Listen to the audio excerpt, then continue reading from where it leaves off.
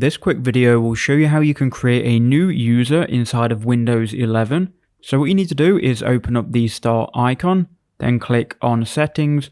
And once you're inside of settings, you can then go to accounts. So click on the accounts tab. And what we can do now is we can see our current user and our current account. We can also create a new one. So from here, you need to scroll down and you need to find here other users. So go ahead and click other users, then click add account.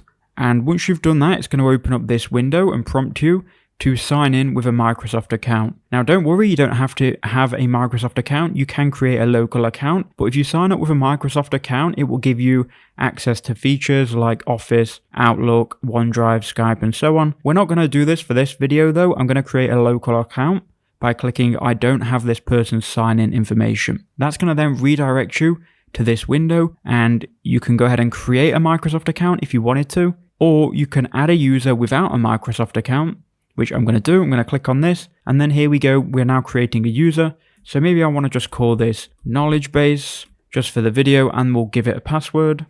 After you've entered in your passwords, you can then enter in some security questions. So we'll do here, what was your childhood nickname? Brad. You need to enter all of these. So fill these out, and then you can click next. Okay, so after you've filled these out, we're going to click next. And there you go. We've now added an account. And when you turn on your computer in future, you will see this local account and you'll be able to log in, or the other person will be able to log in. So that's how I would do it. I hope that video did help you out.